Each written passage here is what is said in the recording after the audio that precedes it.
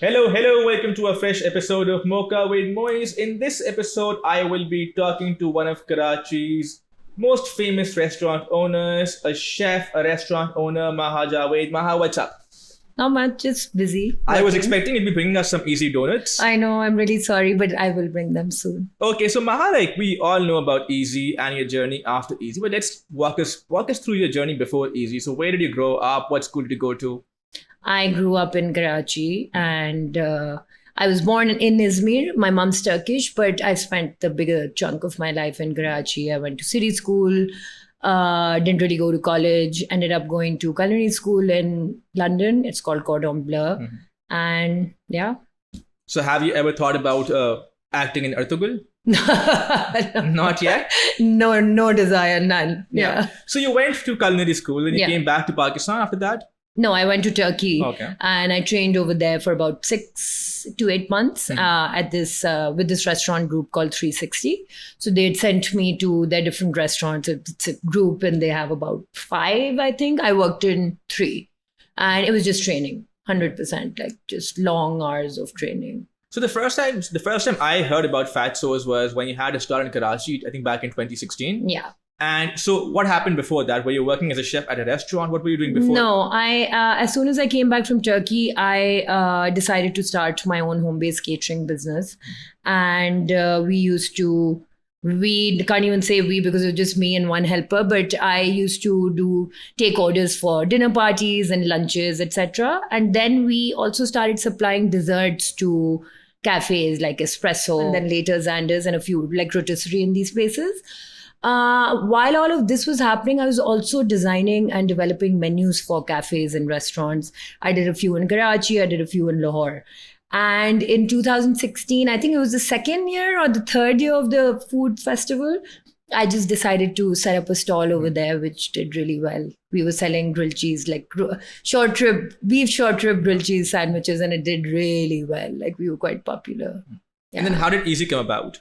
So Easy, I wanted to open a restaurant, but I didn't really want to open something with a full menu and a full restaurant. So the initial concept was always to sell donuts.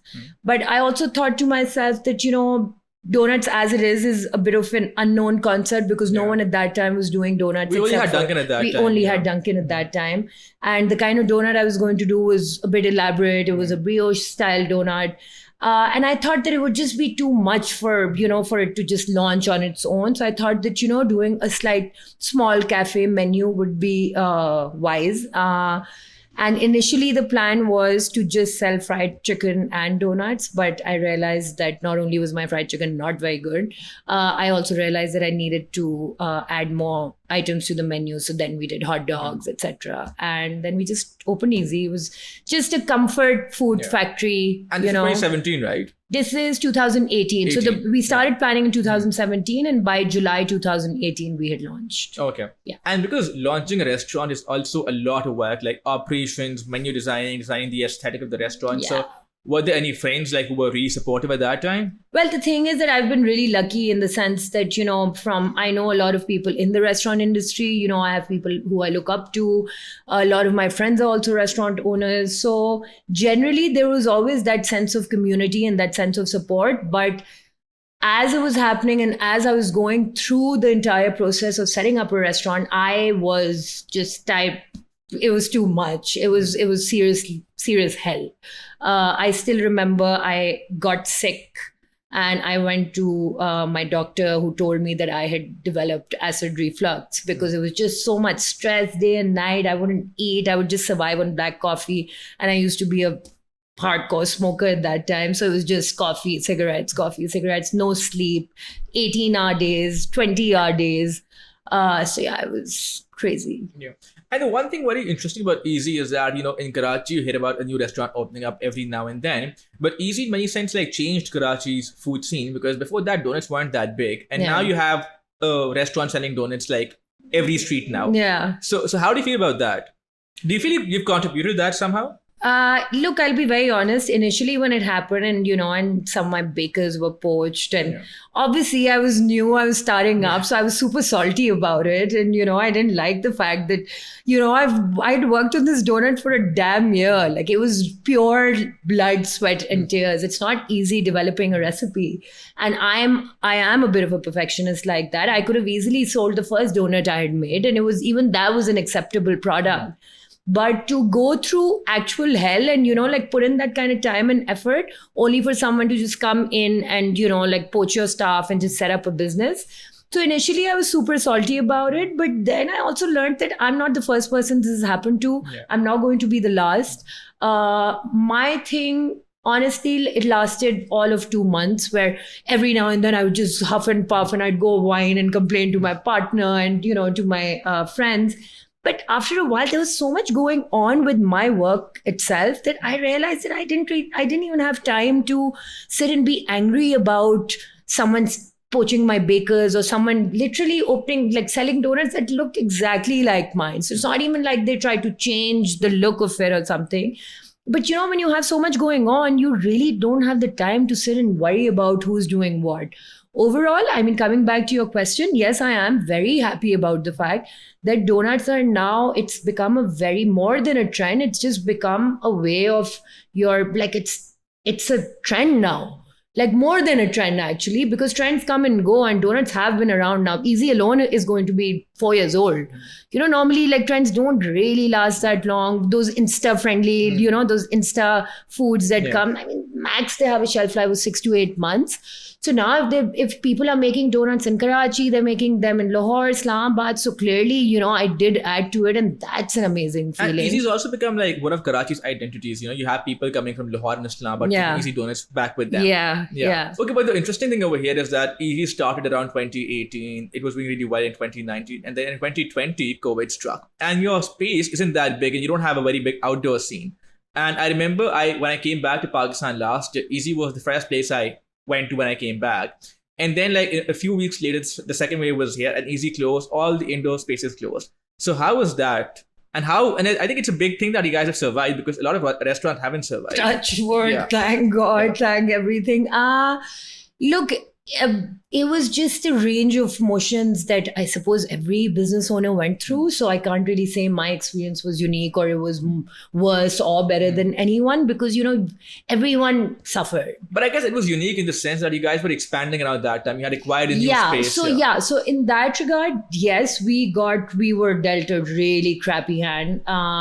We had not only signed our location, our construction was underway for our second location, which was supposed to launch at Shara Faisal. And right next to that, I had the bright idea to open up a 3,000 square feet central kitchen baking space because our plan eventually was to set up kiosks all across town, maybe even give out franchises, but basically a big central kitchen.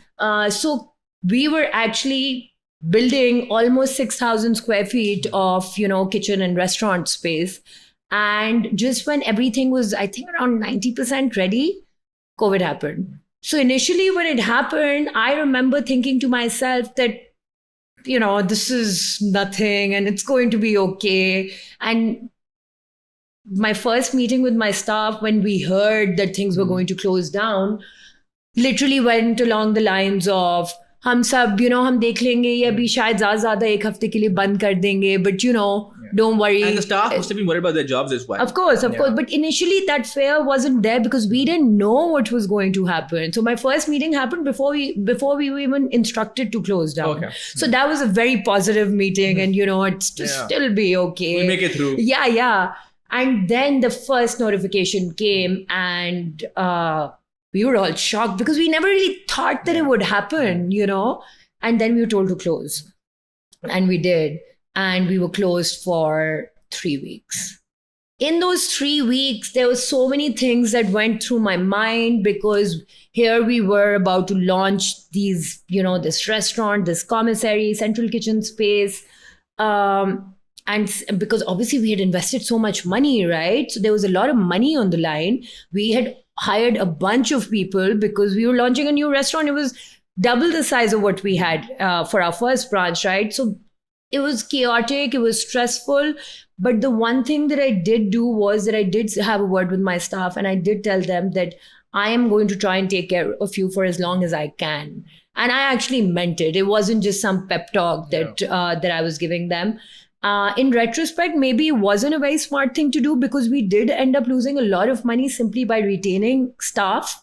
And we could have easily managed with half the people at that time. But, I mean, you make these decisions, and in that moment, you just want to take care of yourself. You want to take care of your team. And, these people are the people who have helped me build this brand. So I couldn't have just left them. There's no real right way or wrong way. And then COVID happened and we really struggled. And since then, it's just been this constant thing of ab dine khul raha hai, ab dine band ho raha hai, ab ye ho raha hai, ab wo ho raha hai.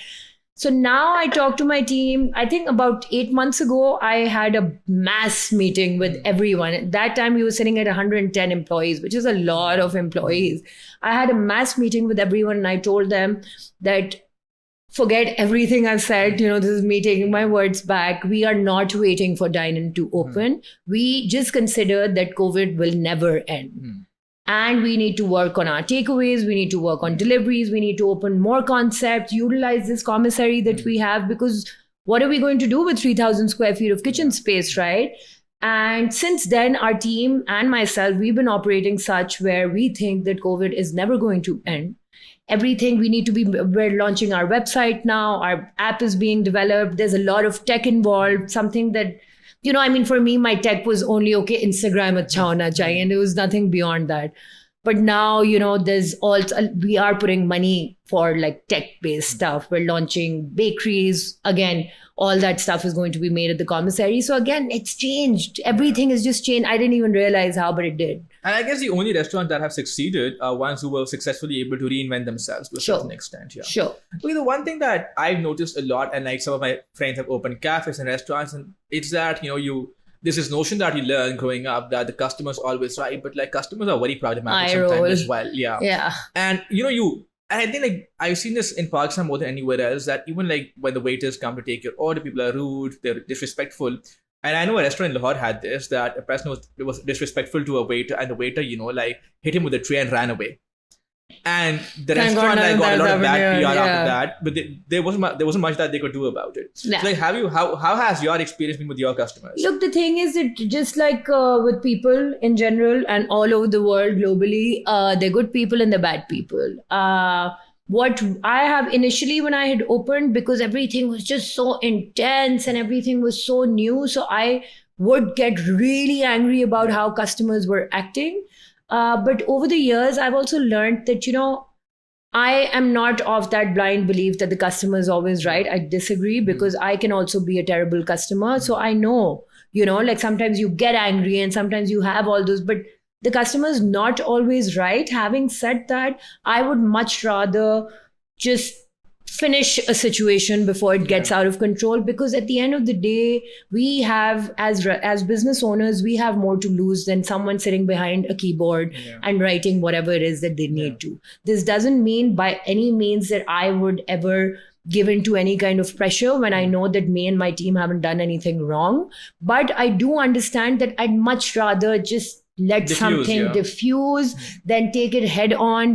My staff has been trained that for the most part, if a customer tells you that something is not right, don't argue with them. Tell them that you just apologize, get them a compliment, offer them a complimentary meal. Chances are zyadatar usi pe khatam ho jata hai. But there's some who don't and who want it to become a bigger thing. The only thing my staff has been told to not tolerate is any kind of, like badtameezi, rude, gali, shali. Like this is something that my staff will never stand up for, and I will never stand up for that.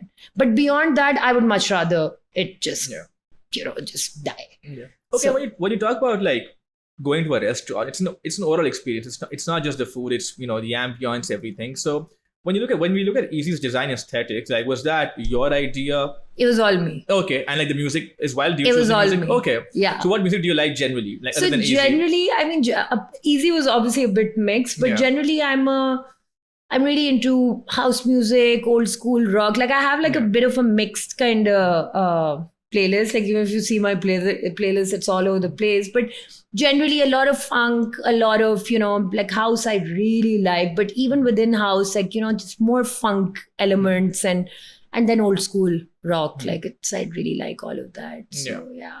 Okay, and the one thing that I forgot to ask you earlier, that in the midst of this pandemic, you also started a Chinese delivery thing. Like, tell us about that. How did that happen?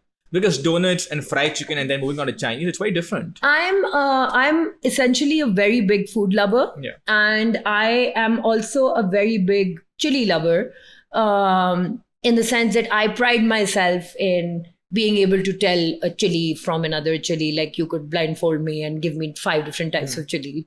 And chances are that I'll be able to tell. So I think a year and a half before Laza actually did launch, or 2 years before, this is pre-COVID, I had discovered this fish recipe online, which I made. And normally, if I see a recipe online, I always tweak it before I've even made it.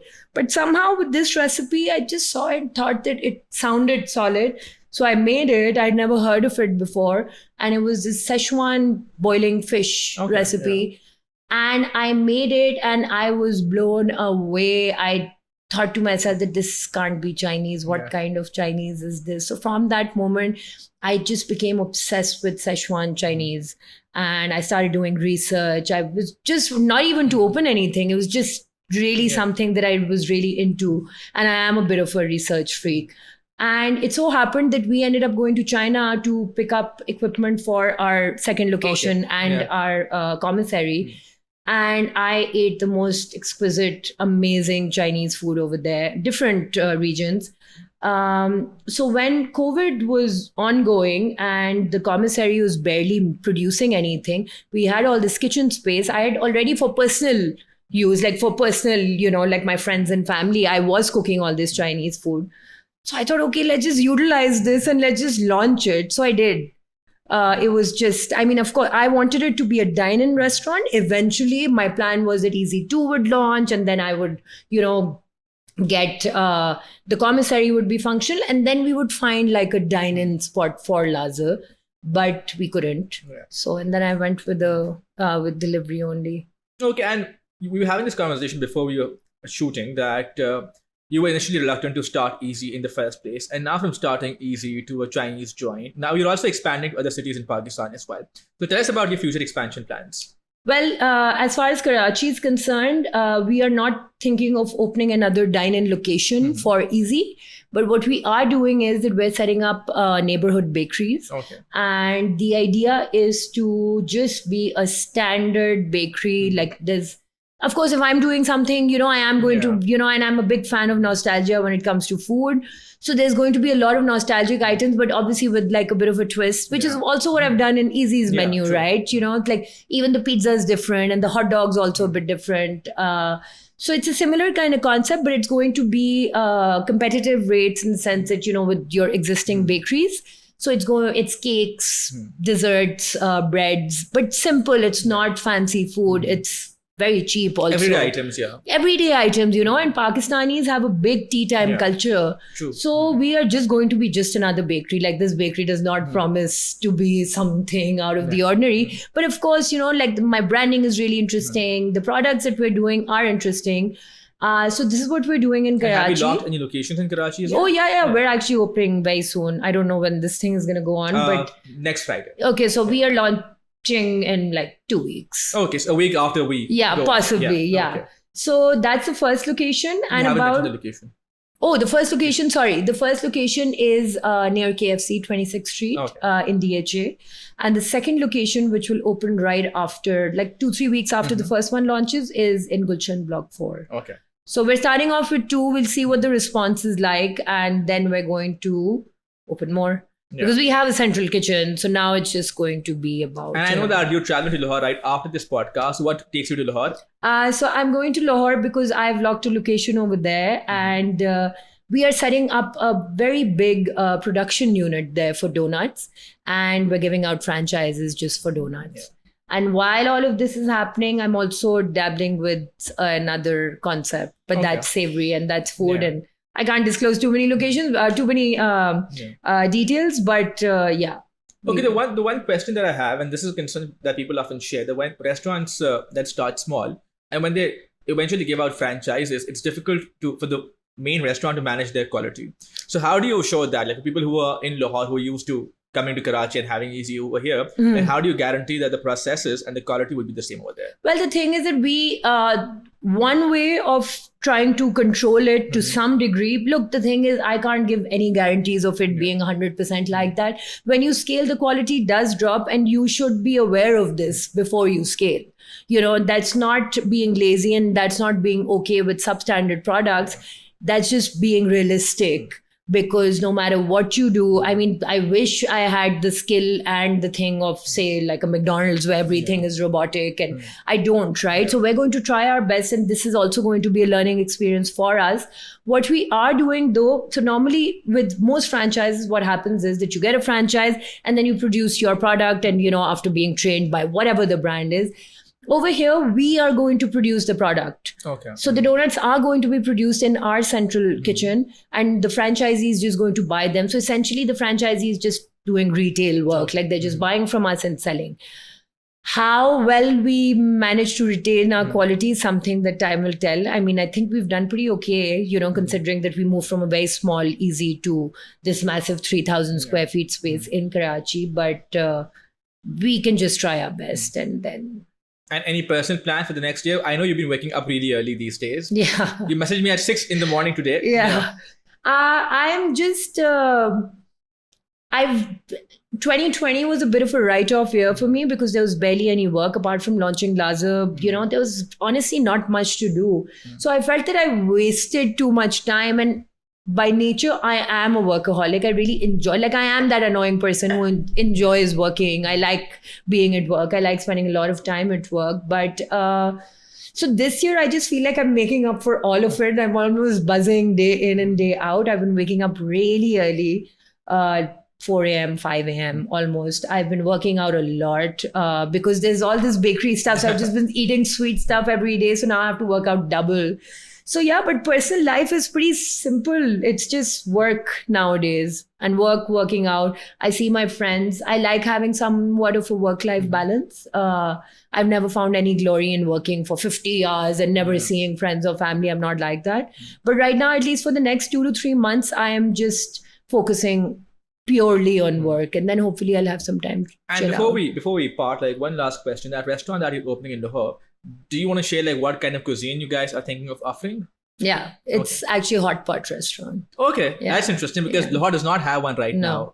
Okay. I mean, they have some, but no one really knows about it. Yeah. And this is actually a pretty like prime location, and we're having a lot of fun with the branding and everything. I'm actually super excited. A bit nervous also because Lahore is not my city, and suddenly I'm launching 2 things over there, but. I don't know, fingers crossed. I'm sure those in Lahore are also as excited. Thank you so much, Maha. You're Good luck welcome. for your flight, and thank you for coming. Thank you Until so next much. time, keep watching.